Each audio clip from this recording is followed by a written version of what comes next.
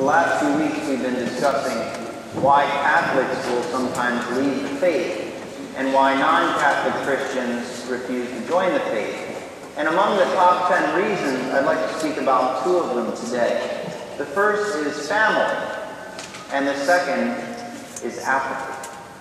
So first of all, with family, I know it's hard to really understand with something as good as the faith. And the truth we have in the gospel, that it is good news that family would be some kind of impediment to practicing the faith. But what often happens is, especially through the rite of Christian initiation for adults, is there are those who are non-Catholic who will not join the faith because they were raised Methodist or Lutheran or Episcopalian, what have you. And their parents are still alive. And they don't want to disappoint their parents. Their parents raised them in that faith. They thought it was true faith. And so they're afraid, well, it's kind of an affront to my parents to change my religion. It's kind of like saying you did the wrong thing all those years. And so their logic is that they will wait till their parents die, and then they'll convert to the faith. As if their parents will not know, once they're in heaven, that their children have converted to the faith. But this is the logic that they go through, and I can understand that to a certain extent, that they're really, scared about this. It's not just limited to family either. I would tell you in my previous life as a scientist that when I came to the conclusion that I was going to answer the vocational call that I had to be a priest, that I lost a lot of friends. Because many of my friends were scientists, and they were pure scientists, no religion. And so what they saw was that I was leaving a life of reality for a mythology. And that pressure can be very daunting, especially for someone who has a lot of friends in their current faith, that if they become Catholic, that those friends might, for lack of a better term, shun them. And so that can be an intimidating reason why people will not come to the faith. On the other end of that, why Catholics sometimes leave the faith is because we have nagged them so much, and we have gotten in their face so much in a self-righteous, a Pharisaic sort of way, that we've almost ensured that they will never come back to the church. Whether we nag them and say you should be in church, or whether something bad happens in their life and we say, see, that's God punishing you. Or something good happens in their life and they say, see, God is blessing you. You should be going to church, etc., etc. We can draw more people away from that. And so it can be frustrating. Well, how are we supposed to do this? We're supposed to do it with our good example. Now, I don't want you to misunderstand me. Parents, you are supposed to force your children to come to Mass. You are supposed to do that. They're children. You force them to go to school. I know my nephews wouldn't go to school if they were not forced. So, there are certain things we need to do. You don't force your children to go to Mass if they're 40. Now, if you still have that influence, go for it, if you can bring them. But really, by that time they have their own family, they've educated themselves. And the best way we can guide them back to the truth is by showing them that I'm Catholic, and I'm joyful, and I have peace, and I have a faith that hopes in something more than this life can offer. And it's when people see that they're often drawn back. You know about your holy grandmothers or your holy grandfathers that sometimes can guilt their grandchildren without saying a word. They're just there praying their rosary or they're going to Mass, and they see that. And especially those of you who are grandmothers and grandfathers. If you ask your grandchildren, if they're old enough, for a ride to Mass, as clever as serpents, innocent as doves, we must be.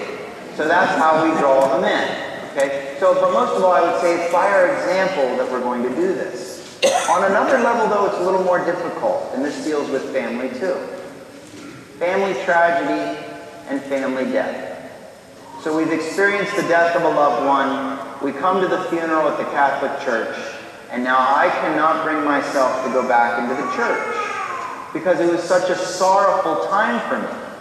And I feel so alone. I think if some people knew that their parents and grandparents, those they love who have died, are closer to them here in the Mass than they are anywhere else, certainly than at a graveyard. That when we celebrate the Mass, we believe that time and space collapses and all of heaven is here with us, and they're worshiping with us. But I can truly understand how that might draw us away from the church a little bit. Before the 7:30 Mass this morning, I had to run out for an emergency at the Med Center where a woman had died. She and her husband were driving along and they hit a deer, and the deer went through the windshield and essentially killed the woman. Now this woman is my age, and her mother was there, and I'm consoling her mother, who is a widow. And this is their last, they have one more child left, so she's already lost 2 daughters. And how do you do that? How do you console them? I thought it was ironic because we have 2 widows in the readings today. The widow of Zarephath has 1 son, and he's getting ready to die. She says, I'm going to make us something to eat, and then we shall die. This widow here, it doesn't mention any children, but widows in the ancient Near East were pretty much dead. They were dead because the breadwinner is gone. And if they didn't have any children, if they were a childless widow, it was even worse. And yet these 2 widows are faithful. It's amazing how that works out. But for some people, that death or that crisis will be a challenge to them. And it's not necessarily that they blame God or that they're angry at God, as much as I think they're scared of God. They're scared, if I get too close to God, what else is he going to take away? Because that's what he does to the saints, right? They get closer, and then it seems, God takes something away. And yet the saints will rejoice later on and say, that was something I never needed, or if I would have still possessed that, I never would have found God, I never would have found my sanctity. But we do the same thing. That sometimes we get so close to God, and then we withdraw. Because we're afraid, what is he preparing me for? Why is my faith so good? What is he going to take away from me? And so this is reason why some Catholics will go away from the church and non-Catholic Christians won't join the church.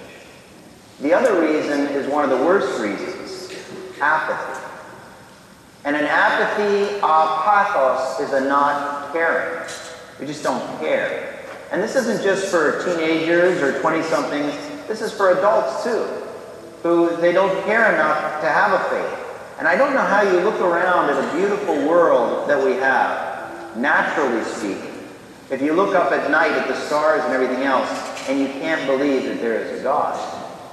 So if there is a God, and I am apathetic, how can we do that? How can we live in that way? And most people who are apathetic about the faith, it doesn't stop with the faith. There are other things within their life that they might have that apathy toward. And sometimes that has to be cured first. Sometimes they have to get out of that rut in order to find the faith. And so apathy on the level of those who have left the church because, listen, I'm not getting anything out of it. It's not really a priority in my life, so I leave. And those who will never join the church because it's not a priority in their life, they have everything they seemingly need at this point. But there's another kind of apathy. It's an apathy of those who come to Sunday Mass or the holy days of obligation because they're afraid if they don't, they're going to go to hell. So it's a fear thing. I'm going to go on Sunday because I know it's a mortal sin if I don't, or I'm going to go to hell. And that's the wrong reason to be coming. This widow, it's truly interesting. This widow gave 2 small coins. Now her coins were probably about worth 1/40th of like $1. So it wasn't, it was worth hardly anything. And she gave 2 coins. She didn't just give 1. Now if we saw a poor widow go up to the coffer and put in 1 coin and she kept 1 for herself, we would not call her greedy. We would say that she gave generously. But she gave both coins. And I think this is a wonderful metaphor for us in our Sunday worship, in any type of worship we do. That we attend, we come to Mass, and that is required, and we sit and we stand and we do what we're supposed to do at the proper times.